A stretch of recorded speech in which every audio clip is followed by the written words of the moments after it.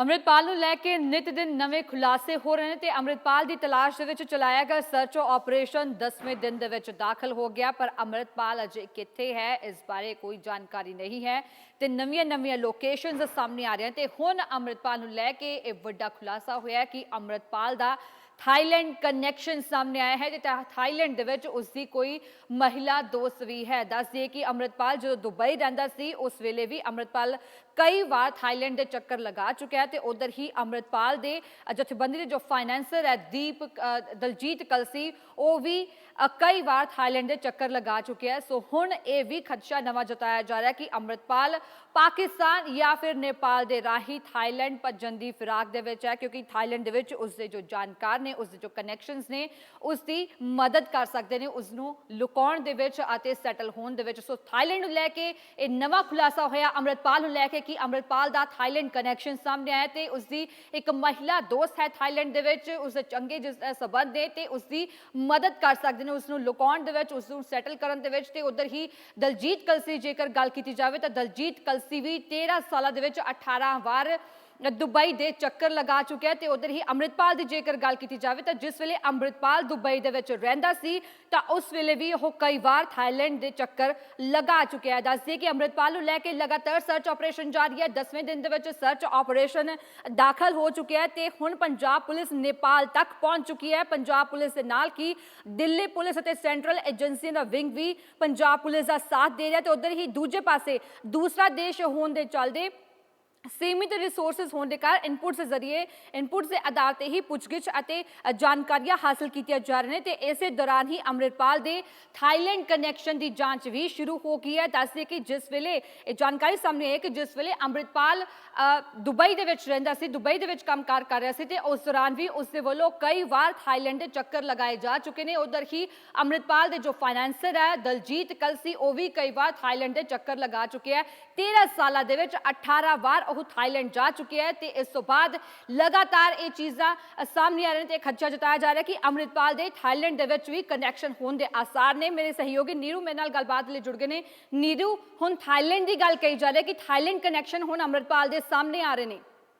जी क्योंकि थाईलैंड का कनेक्शन हुण नहीं है योगिता है।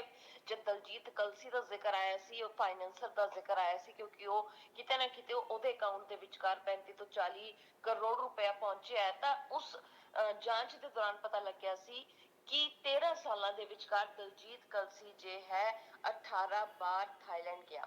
तो हुण कहा जा रहा है कि दुबई तो अंम੍ਰਿਤਪਾਲ भी कई बार जो है थाईलैंड जो है वो जा चुके हैं। यानी कि अगर वो नेपाल या पाकिस्तान भजता है तो वो शायद थाईलैंड भज सकता है। सब तो बड़ी गल है कि थाईलैंड के विचकार भी ओदी कोई महिला दोस्त है जो उत्थे मौजूद है, जिस दे नाल वो लगातार संपर्क दे विचकार रहा है। ते उस दे नाल ही कई बार जब इंटरनेट कॉलिंग होती है ना योगिता, तो उस दे राही भी ओदे नाल संपर्क दे विचकार रहा है। सब तो पहली गल है कि हुण साडे कोल सोर्सेस बहुत घट ने, इनपुट के आधार के उत्ते पुछगिछ हो रही ने, जानकारियां हासिल की जा रही। इस दे नाल ही जो सामने आया थाईलैंड कनेक्शन, इसकी जांच जो है ऑलरेडी शुरू हो चुकी है। पता है परछावे का योग्यता जिक्र करिए तो रोज ही कहते हैं परछावे का पीछा कर रहे हैं, लेकिन एक कनेक्शन की जांच ऑलरेडी शुरू हो चुकी है। क्योंकि जो जांच एजेंसियां होंदियां ने, भावे वो सेंटर दी होण या पंजाब पुलिस की साइबर सैल हो, IT विंग हो, वो बहुत अगे काम कर रहा है। तो ये जो कनैक्शन सामने आया है, ये साडे सोर्सेस दे राही पता लग्या कि हुण जो है नेपाल तो भजन की फिराक वो थाईलैंड की कर सकता, भावे उन्हें ब्रिटिश सिटीजनशिप हासिल करने के लिए जो है आवेदन दिता, लेकिन उत्थे अधिकारियों के वालों कोई हामी या फिर दस्तावेजा उत्ते सिग्नेचर नहीं होए ने। तो फिर वो कित्थे जाऊगा, कि वो वापस दुबई जाऊगा? सब तो बड़ा सवाल तो यही है कि वो जो इन्ना सब कुछ छड्ड के, अपना सब कुछ छड्ड के दुबई तो सिर्फ पंजाब के विचकार आया सी, हुण जिस तरह नाल भज्जिया हैगा, तुहानूं लगदा कि वो नेपाल तो बाद कित्थे जाऊगा? तो हुण कनैक्शन सामने आ रहा है कि नेपाल तो बाद वो थाईलैंड जो है वो जा सकते हैं। तो इसकी गल ये भी है कि दुबई रहते हुए ਅੰਮ੍ਰਿਤਪਾਲ कई बार जो है थाईलैंड के चक्कर लगा चुके हैं। तो पुलिस का भी यही मानना है कि शायद जो साडे सोर्सेस कहते हैं कि ਅੰਮ੍ਰਿਤਪਾਲ नेपाल या पाकिस्तान के राही जो है वो थाईलैंड जाना चाहता है। ਤੇ ਹੁਣ ਪੁਲਿਸ ਥਾਈਲੈਂਡ ਕਨੈਕਸ਼ਨ ਦੇ ਪਿੱਛੇ ਦੋ ਵੱਡੇ ਕਾਰਨ ਦੇਖ ਰਹੀ ਹੈ। ਸਭ ਤੋਂ ਪਹਿਲਾਂ ਕਿ ਅੰਮ੍ਰਿਤਪਾਲ ਦੇ ਫਾਈਨੈਂਸਰ ਜੇ ਨੇ ਦਲਜੀਤ ਕਲਸੀ, ਉਹ ਵੀ ਜੀ। ਉਹਨਾਂ ਦਾ ਵੀ ਥਾਈਲੈਂਡ ਦਾ ਕਨੈਕਸ਼ਨ ਸਾਹਮਣੇ ਹੂੰ। ਆਇਆ। ਦਲਜੀਤ ਕਲਸੀ 13 ਸਾਲਾਂ ਦੇ ਵਿਚਕਾਰ 18 ਵਾਰ ਥਾਈਲੈਂਡ ਹੋ ਕੇ ਆਇਆ।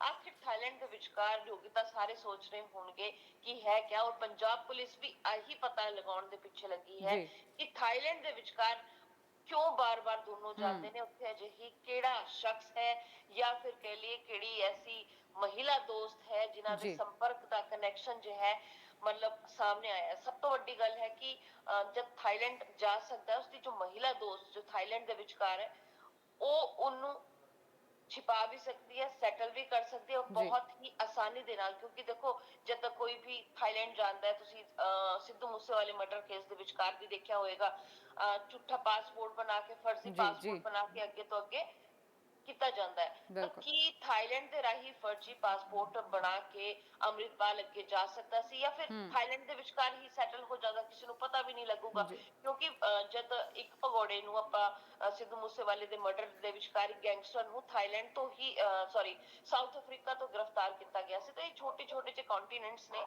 ਇੱਥੇ ਜੇ ਨੇ ਇਹਨਾਂ ਦੀ ਉਹ ਬਹੁਤ ਹੁੰਦੀਆਂ ਨੇ, ਮਤਲਬ ਇੰਨੀ ਲਿਮਿਟਿਡ ਸੋਰਸਸ ਹੁੰਦੇ ਨੇ, ਕਿਸੇ ਨੂੰ ਪਤਾ ਨਹੀਂ ਹੁੰਦਾ ਕਿਸੇ ਬਾਰੇ ਵੀ। ਹੁਣ ਦੇਖੋ ਜੀ। ਜਿਸ ਤਰੀਕੇ ਦੇ ਨਾਲ ਲਗਾਤਾਰ ਅੱਜ 10ਵਾਂ ਦਿਨ ਹੈ, ਯੋਗਿਤਾ 18 ਮਾਰਚ ਤੋਂ ਸ਼ੁਰੂਆਤ ਹੋਈ ਸੀ ਤੇ ਹੁਣ ਅੱਜ 10ਵਾਂ ਦਿਨ ਹੈ। ਤੇ ਸਭ ਤੋਂ ਵੱਡੀ ਗੱਲ ਹੈ 10 ਦਿਨਾਂ ਦੇ ਵਿਚਕਾਰ ਵੀ ਆਪਾਂ ਹੱਲੇ ਵੀ ਉਹਦੇ ਜੀ। ਪਰਛਾਵੇਂ ਦੀ ਗੱਲ ਕਰ ਰਹੇ ਕਿ ਬਿਲकुल बिल्कुल नीरू, ਅੰਮ੍ਰਿਤਪਾਲ जिस ਜਾਏਗਾ तरीके नाल ਕਿੱਥੇ। क्योंकि देश अपना देश होवे तां कार्रवाई करनी बड़ी आसान हो जाती है, क्योंकि हुण अपने देश की अगर गल की जाए तो कई ਵੱਖ-ਵੱਖ ਰਾਜਾਂ ਦੇ ਵਿੱਚ ਜਿੱਥੇ ਇੱਥੇ ਅੰਮ੍ਰਿਤਪਾਲ ਦੇ ਕਨੈਕਸ਼ਨ ਸਾਹਮਣੇ ਆਏ, ਉੱਥੋਂ ਲੋਕਾਂ ਨੂੰ ਡਿਟੇਨ ਕੀਤਾ ਗਿਆ, ਗ੍ਰਿਫਤਾਰ ਕੀਤਾ ਗਿਆ, ਪੁੱਛਗਿੱਛ ਕੀਤੀ ਜਾ ਰਹੀ ਹੈ। ਪਰ ਹੁਣ ਜਿਸ ਤਰੀਕੇ ਦੇ ਨਾਲ ਥਾਈਲੈਂਡ ਕਨੈਕਸ਼ਨ ਦੀ ਗੱਲ ਸਾਹਮਣੇ ਹੈ, ਮਹਿਲਾ ਦੀ ਗੱਲ ਸਾਹਮਣੇ, ਮਹਿਲਾ ਦੋਸਤ ਦੀ ਗੱਲ ਸਾਹਮਣੇ ਆ ਰਹੀ ਹੈ, ਪਰ ਪੰਜਾਬ ਪੁਲਿਸ ਦੇ ਲਈ ਹੁਣ ਉਸ ਪਾਸੇ ਵੀ ਕੰਮ ਕਰਨਾ ਕਿੰਨਾ ਕੁ ਤੁਹਾਨੂੰ ਲੱਗਦਾ ਹੈ ਕਿ ਮੁਸ਼ਕਿਲ ਹੈ ਜਾਂ ਚੈਲੰਜਿੰਗ ਹੋ ਸਕਦਾ ਹੈ? ਦੇਖੋ ਪੁਲਿਸ ਲਈ ਕੁਝ ਵੀ ਥੋੜੇ ਸੇ ਚੈਲੰਜਸ ਹੋ ਸਕਦੇ ਨੇ, ਪਰ ਮੁਸ਼ਕਿਲ ਨਹੀਂ ਹੋ ਸਕਦਾ। ਜੀ। ਜੇ ਇੱਕ ਵਾਰ ਮਨ ਦੇ ਵਿਚਕਾਰ ਪੰਜਾਬ ਪੁਲਿਸ ਜਾਂ ਸੈਕਟਰ ਏਜੰਸੀ ਨੇ ਨਾ ਮਨ ਦੇ ਵਿੱਚ ਠਾਣ ਲਿਆ ਕਿ ਇਹਨੂੰ ਲੈ ਕੇ ਆਣਾ, ਉਹ ਭਾਵੇਂ ਦੂਜੇ ਹੀ ਦੇਸ਼ ਤੋਂ ਕਿਉਂ ਨਾ ਲੈ ਕੇ ਆਏ, ਉਹ ਲੈ ਕੇ ਆਵੇਗੀ, ਭਾਵੇਂ ਸਮੇਂ ਲੱਗ ਜਾਵੇ। ਜੀ। ਲੇਕਿਨ ਸਭ ਤੋਂ ਵੱਡੀ ਗੱਲ, ਤੁਸੀਂ ਦੇਸ਼ ਦੇ ਵਿਚਕਾਰ ਦੀ ਗੱਲ ਕੀਤੀ ਤਾਂ ਬੜੇ ਹਾਸੋਹੀਣ ਦੀ ਸਥਿਤੀ ਆ ਜਾਂਦੀ ਹੈ। ਜਿਸ ਦੇਸ਼ ਦਾ ਉਹ ਨਾਗਰਿਕ ਆਪਣੇ ਆਪ ਨੂੰ ਮੰਨਦਾ ਨਹੀਂ ਸੀਗਾ, ਜੀ ਬਿਲकुल, ਜੀ ਉਸ ਦਾ ਪਾਸਪੋਰਟ ਵੀ ਬਿਲਕੁਲ, ਨਹੀਂ ਹੈ। ਉਹ ਕਹਿੰਦਾ ਕਿ ਮੇਰਾ ਜੋ ਪਾਸਪੋਰਟ ਹੈ ਉਹ ਤਾਂ ਮੇਰੀ ਪਹਿਚਾਣ ਹੈ, ਤੇ ਜੋ ਗਾਂਧੀ ਸੀ ਉਹਦਾ ਪਾਸਪੋਰਟ ਵੀ ਕਿਸੇ ਹੋਰ ਉਸਦਾ ਕੰਟਰੀ ਦਾ ਸੀਗਾ।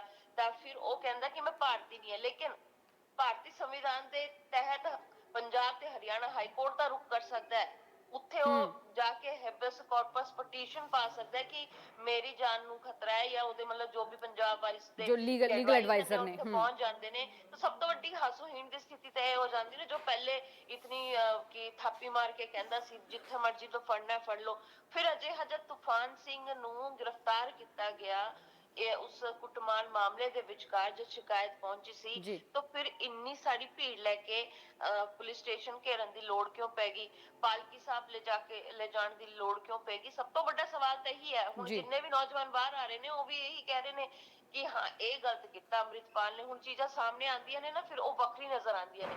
ਜਦ ਸੀਨ ਹੁੰਦਾ ਨਾ ਬਿਹਾਈਂਡ ਬਿਫੋਰ ਦ ਫਿਲਮ ਜੋ ਹੁੰਦੀ ਆ, ਜੀ। ਕੁਝ ਹੋਰ ਚੱਲਦੀ ਹੈ, ਲੇਕਿਨ ਜਦ ਫਿਲਮ ਬਣ ਜਾਂਦੀ ਹੈ ਉਹਦੇ ਬਾਅਦ ਕੁਝ ਹੋਰ ਹੋ ਜਾਂਦਾ ਹੈ।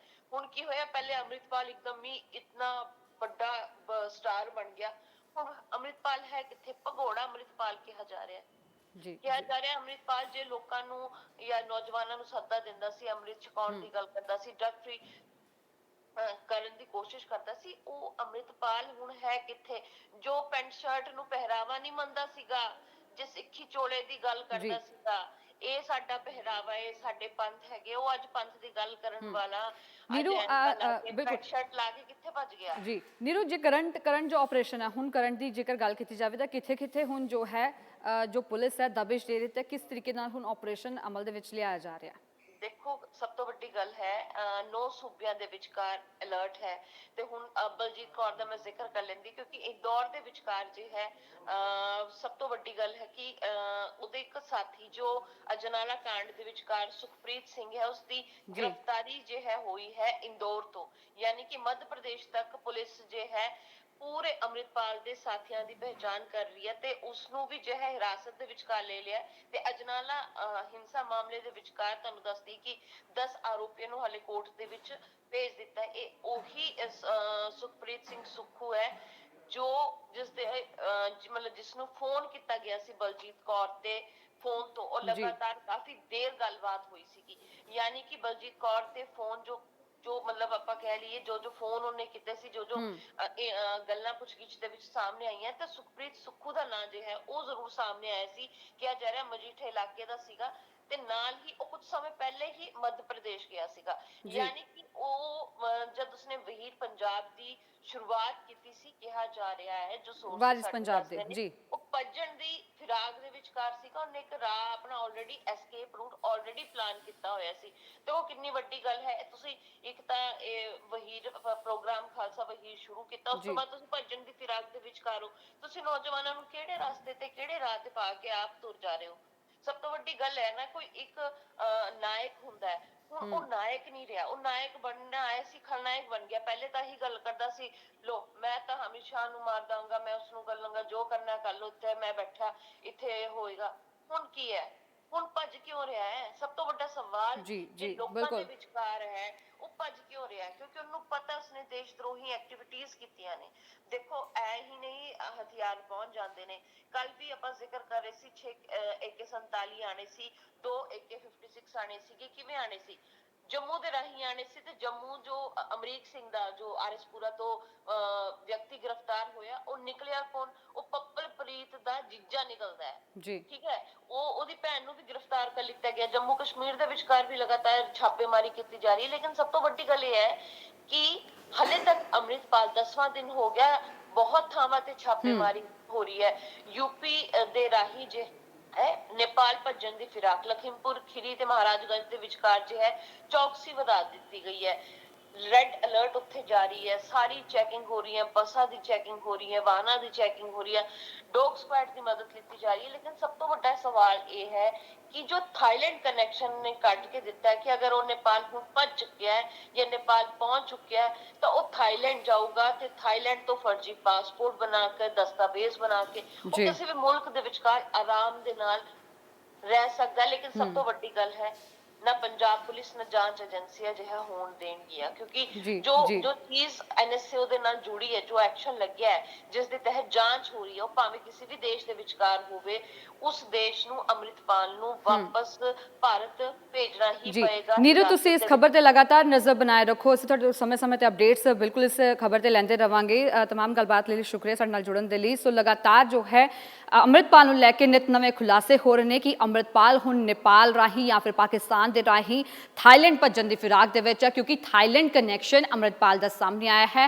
ਅੰਮ੍ਰਿਤਪਾਲ ਦਾ ਜੋ ਫਾਈਨੈਂਸਰ ਸੀ ਦਲਜੀਤ ਕਲਸੀ, ਉਸਦੇ ਵੀ ਥਾਈਲੈਂਡ ਕਨੈਕਸ਼ਨ ਸਾਹਮਣੇ ਆਏ ਨੇ। ਅੰਮ੍ਰਿਤਪਾਲ ਦਾ ਜੋ ਫਾਈਨੈਂਸਰ ਹੈ ਦਲਜੀਤ ਕਲਸੀ 13 ਸਾਲਾਂ ਦੇ ਵਿੱਚ 18 ਵਾਰ ਥਾਈਲੈਂਡ ਜਾ ਚੁੱਕਿਆ ਹੈ। ਉਸ ਤੋਂ ਇਲਾਵਾ ਅੰਮ੍ਰਿਤਪਾਲ ਜਿਸ ਵੇਲੇ ਦੁਬਈ ਰਹਿੰਦਾ ਸੀ, ਦੁਬਈ ਦੇ ਵਿੱਚ ਜਦੋਂ ਉਹ ਕੰਮਕਾਰ ਉੱਥੇ ਕਰਦਾ ਸੀ ਤੇ ਉਸ ਦੌਰਾਨ ਵੀ ਕਈ ਵਾਰ ਉਸਦੇ ਵੱਲੋਂ ਥਾਈਲੈਂਡ ਦੇ ਵਿੱਚ ਚੱਕਰ ਲਗਾਏ ਗਏ ਨੇ। ਤੇ ਇਹ ਵੀ ਗੱਲ ਸਾਹਮਣੇ ਆ ਰਹੀ ਹੈ ਕਿ ਅੰਮ੍ਰਿਤਪਾਲ ਦੀ ਇੱਕ ਮਹਿਲਾ ਦੋਸਤ ਹੈ ਥਾਈਲੈਂਡ ਦੇ ਵਿੱਚ, ਜੋ ਕਿ ਉਸਦੀ ਇਸ ਪਾਸੇ ਮਦਦ ਵੀ ਕਰ ਸਕਦੀ ਹੈ ਉਸਨੂੰ ਲੁਕਾਉਣ ਦੇ ਵਿੱਚ, ਉਸਨੂੰ ਸੈਟਲ ਕਰਨ ਦੇ ਲਈ। ਪਰ ਲਗਾਤਾਰ ਇਸ ਮਾਮਲੇ ਦੇ ਵਿੱਚ ਪੁਲਿਸ ਦੇ ਵੱਲੋਂ ਛਾਪੇਮਾਰੀ ਕੀਤੀ ਜਾ ਰਹੀ ਹੈ। ਫਿਲਹਾਲ ਅੰਮ੍ਰਿਤਪਾਲ ਦੀ ਜੋ ਲਾਸਟ ਲੋਕੇਸ਼ਨ ਹੈ ਉੱਤਰ ਪ੍ਰਦੇਸ਼ ਦੇ ਮਹਾਰਾਜਗੰਜ ਦੀ ਹੈ, ਜਿੱਥੋਂ ਕਿ ਕੁਝ ਹੀ ਕਿਲੋਮੀਟਰ ਦੂਰ ਪੈਂਦਾ ਹੈ ਨੇਪਾਲ ਦਾ ਬਾਰਡਰ। ਸੋ ਇਸ ਕਰਕੇ ਲਖੀਮਪੁਰ ਦੇ ਮਹਾਰਾਜਗੰਜ ਦੇ ਵਿੱਚ ਵੀ ਰੈੱਡ ਅਲਰਟ ਜਾਰੀ ਕਰ ਦਿੱਤਾ ਗਿਆ। ਪੁਲਿਸ ਵੱਲੋਂ ਲਗਾਤਾਰ ਛਾਪੇਮਾਰੀ ਕੀਤੀ ਜਾ ਰਹੀ ਹੈ, ਥਾਂ-ਥਾਂ ਤੇ ਪੋਸਟਰਸ ਵੀ ਲੱਗ ਚੁੱਕੇ ਨੇ।